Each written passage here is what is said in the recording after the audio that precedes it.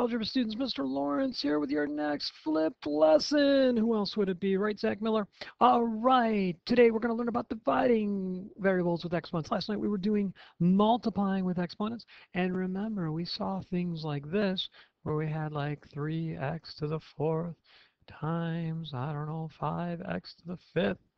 And we multiplied our coefficients and we got 15.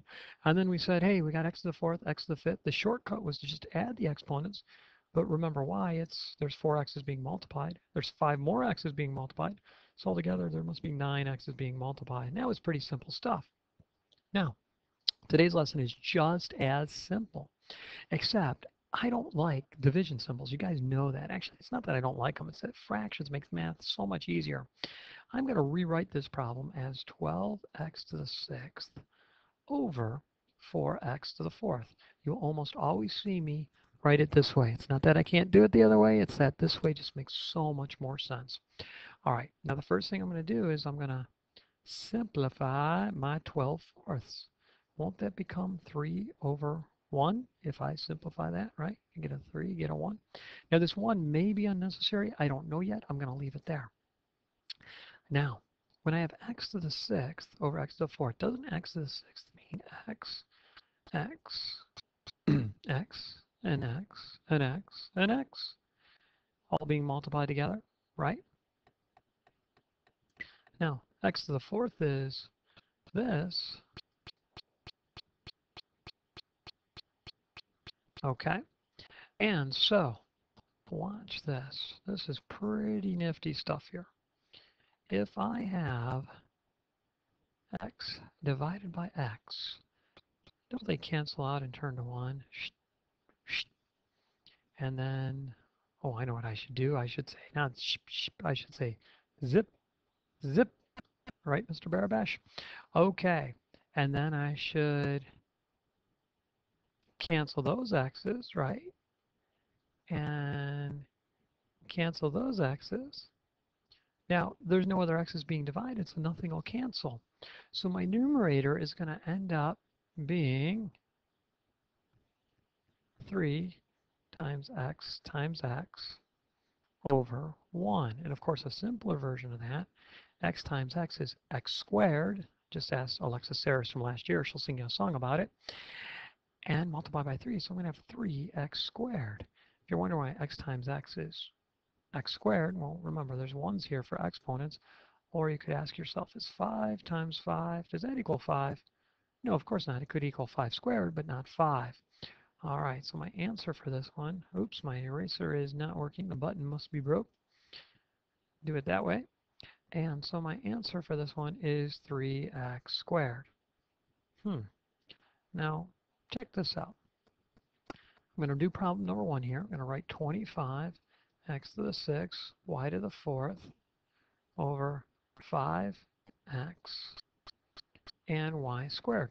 Now, I'm not going to write them all out every single time. Okay, it gets too tedious. I know I can simplify 25 fifths. I'll have a 5 in my numerator. I'll have a 1 in the denominator. I may drop that out later. We'll see. I've got 6 x's in the numerator. I've got 1 x in the denominator. They'll cancel. That'll leave me 5 x's in the numerator. The y's will give me 4 y's in the numerator, 2 y's in the denominator, and I'll have a y squared.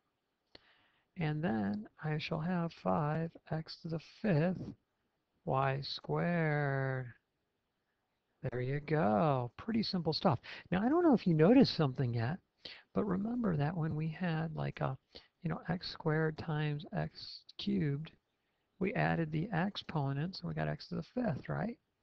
Can you tell what's happening yet? Watch closely on this next one. See if you can tell what's happening. All right, I'll do this one in blue so it shows up a little bit better. Again, I like to write them as fractions. You don't have to, but I like to. 36,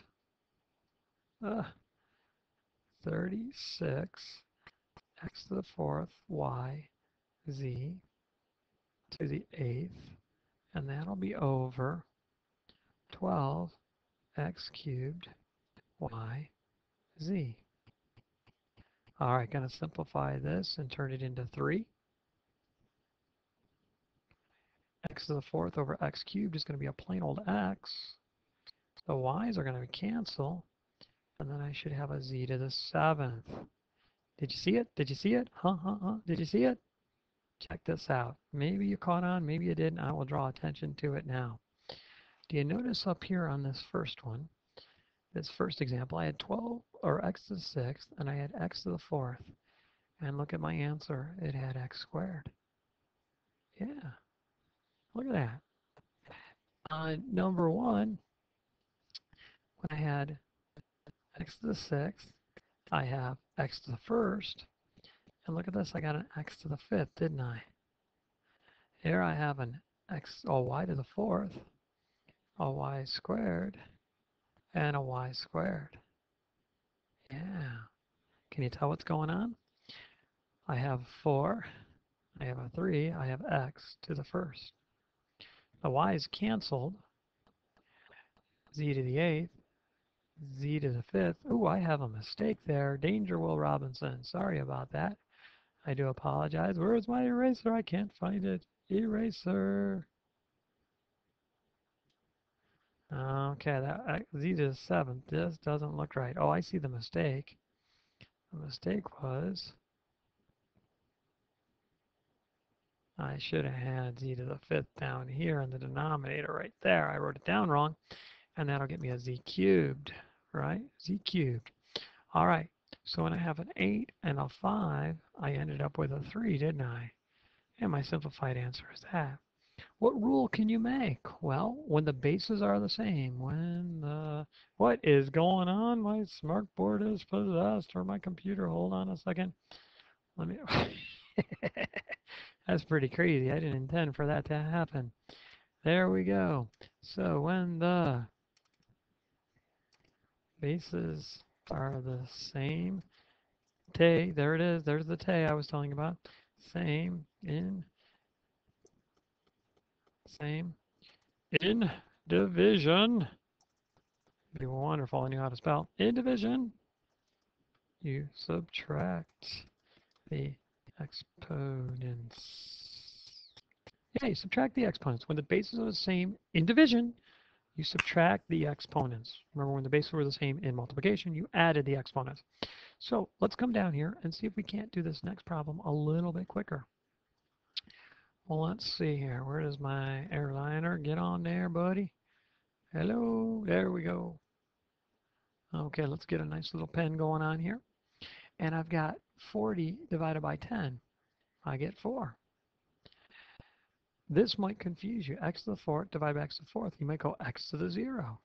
You may not know what x to the 0 is, but I'll bet you know what x to the fourth divided by x to the fourth is. I'll bet you know that that's 1. Well, if x to the fourth divided by x to the fourth is the same as x to the 4 minus 4, then it has to be the same as this, which means this must be equal to 1. So in other words, the x to the fourths cancel out. Now, y to the 7th divided by y to the 6th, 7 minus 6, 1. And there you go. Now, in a problem like this, you're likely to get screwed up if you don't go the fraction route. I'm going to suggest a fraction. So I'm going to rewrite it as 20 x to the 6th, y to the 8th. I'm going to put that over 40, x to the 7th, y to the 10th, and I'm going to simplify.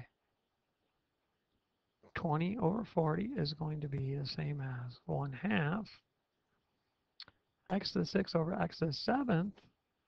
Well, won't there be an x left in the denominator? I mean, wouldn't it be this? Oops. I guess I can do it that way. And then there's 6x's being multiplied, and then 7x's being multiplied. Cancel, cancel, cancel, cancel, cancel, cancel. Look, there's an x left, but it's in the denominator. Yes. Okay. Now, I have y to the 8th over y to the 10th. Isn't that going to be a y squared in my denominator? Okay.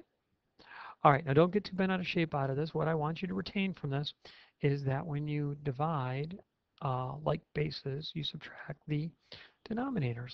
So let's try one last problem.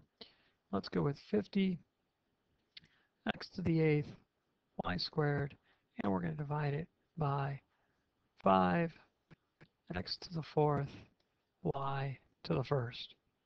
Okay, well, 50 divided by 5 is 10, of course. X to the 8th divided by x to the 4th, x to the 4th. 8 minus 4 is 4. Y squared divided by y. Well, 2 minus 1 is 1. There we go. Piece of cake. All right, you get some practice with this tomorrow and over the weekend, and you guys have a short week next week. I'm so jealous you're off on Friday, but I am here. Mr. Lawrence signing off. Have a good night, everybody.